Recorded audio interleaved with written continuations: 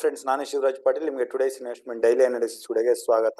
12th March ಮಂಗಳವಾರ financial Nifty expiry ದಿನ. Starting of the day ಇಂದಾನೆ ಮಾರ್ಕೆಟ್ ಅಲ್ಲಿ ಹೈ ವಾಲಟಿಲಿಟಿ ಇತ್ತು.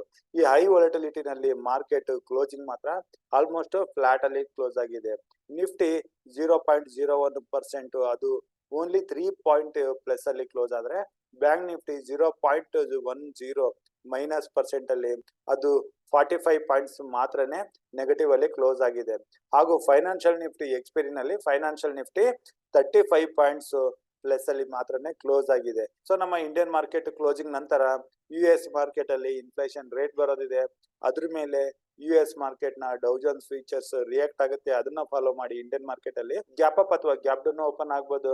ಇಲ್ದಿದ್ರೆ ಅಲ್ಲಿಂದ ಯಾವುದೇ ರಿಯಾಕ್ಷನ್ ಬಂದಿಲ್ಲ ಅಂದ್ರೆ ಮಾರ್ಕೆಟ್ ಫ್ಲಾಟ್ ಆಗು ಓಪನ್ ಆಗ್ಬಹುದು. ಸೊ ಇದನ್ನ ಕನ್ಸಿಡರ್ ಮಾಡಿ ನಾವು ಮಾರ್ಕೆಟ್ ಅಲ್ಲಿ ಯಾವ ರೀತಿ ಟ್ರೇಡ್ ಮಾಡಬೇಕು ಅಂತ ನೋಡೋದಾದ್ರೆ, ಆಪ್ಷನ್ ಚೈನ್ ಪ್ರಕಾರ ಮಾರ್ಕೆಟ್ ಇನ್ನು ಬಿಯರಿಶ್ ಆಗಿ ಕಾಣಿಸ್ತಾ ಇದೆ. ಈಗಿನ ಲೆವೆಲ್ ಇಂದ ನಿಫ್ಟಿಗೆ ಇಮಿಡಿಯೇಟ್ ರೆಸಿಸ್ಟೆನ್ಸ್ 22,400 ಹತ್ರ ಹಾಗೂ 22,500 ಹತ್ರ ಬರ್ತಾ ಇದೆ. ಸೊ ನಾವು ನಿಫ್ಟಿನಲ್ಲಿ 13th March bank Nifty expiry ನಲ್ಲಿ ಇದು ಏನಾದ್ರೂ ನಮ್ಗೆ ಫ್ಲಾಟ್ ಅಥವಾ ಅಪ್ ಮೂವ್ ಅಂತ ಕೊಟ್ರೆ 22,400 ಹತ್ರ ಇಲ್ಲಿ ರೆಸಿಸ್ಟೆನ್ಸ್ ಇರುತ್ತೆ. ಹಾಗೂ ಈ 12th ಮಾರ್ಚ್ ಹೈ 22,452 ಇಲ್ಲಿ ಕೂಡ ರೆಸಿಸ್ಟೆನ್ಸ್ ಇರುತ್ತೆ. ಸೊ ನಿಫ್ಟಿ ನಮ್ಗೆ ಏನಾದ್ರು 22,450 ಇಂದ 400 ಈ ಲೆವೆಲ್ ಅಲ್ಲಿ ಸಿಕ್ಕರೆ, ಈ ಲೆವೆಲ್ ಅಲ್ಲಿ ನಾವು ಪುಟ್ ಪೊಸಿಷನ್ಸ್ ನ ಟ್ರೈ ಮಾಡಬಹುದು. ಮೇಲೆ 22,460 ಈ ಲೆವೆಲ್ ಅಲ್ಲಿ ಸ್ಟಾಪ್ ಲಾಸ್ ನ ಇಟ್ಕೋಬಹುದಾಗುತ್ತೆ.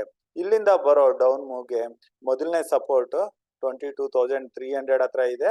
ಇದನ್ನು ಬ್ರೇಕ್ ಆದ್ರೆ ಕೆಳಗಡೆ 22,200 ವರೆಗೆ ನಿಫ್ಟಿಯ 20 ಡೇ ಮೂವಿಂಗ್ ಆವರೇಜ್ ಇಲ್ಲಿವರೆಗೆ ನಿಫ್ಟಿ ಬರೋ ಚಾನ್ಸಸ್ ಇರುತ್ತೆ.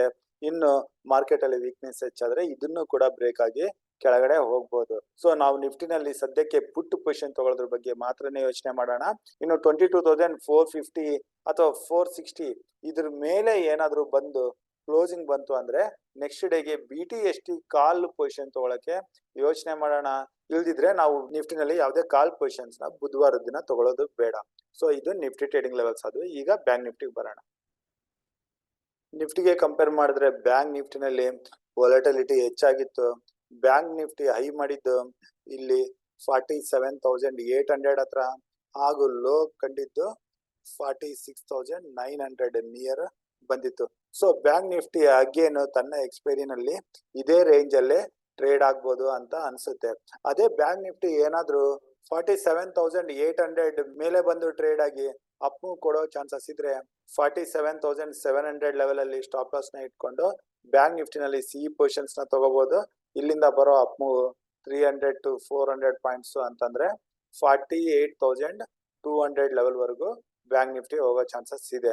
ಹಾಗೂ ಬ್ಯಾಂಕ್ ನಿಫ್ಟಿ 46,900 ನ ಬ್ರೇಕ್ ಆಗಿ ಕೆಳಗಡೆ ಹೋದ್ರೆ ಇಲ್ಲಿ ಕೂಡ 400 to 500 ಪಾಯಿಂಟ್ಸ್ ವರೆಗೆ ಡೌನ್ ಮೂವ್ ಬರೋ ಚಾನ್ಸಸ್ ಇರುತ್ತೆ.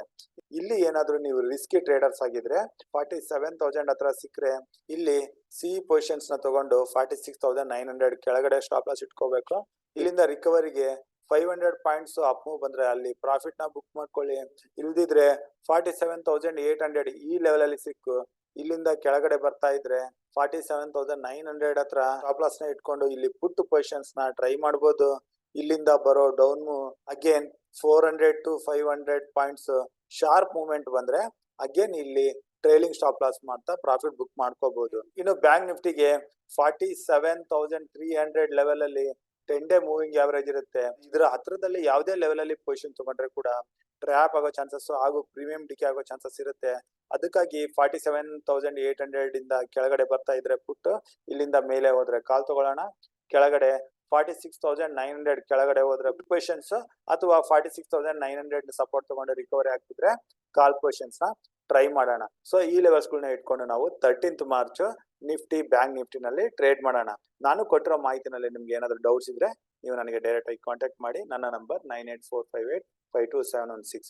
ಸೊ ಇಷ್ಟು ಹೇಳ್ತಾ ಇವತ್ತಿನ ವಿಡಿಯೋ ಇಲ್ಲಿಗೆ ಮುಗಿಸ್ತಾ ಇದ್ದೀನಿ. ನನ್ನ ಮುಂಬರೋ ವಿಡಿಯೋ ಬರೋವರೆಗೂ ನಿಮ್ಗೆ ನನ್ನ ಕಡೆಯಿಂದ ಧನ್ಯವಾದಗಳು. ಜೈ ಹಿಂದ್, ಜೈ ಕರ್ನಾಟಕ ಮಾತೆ.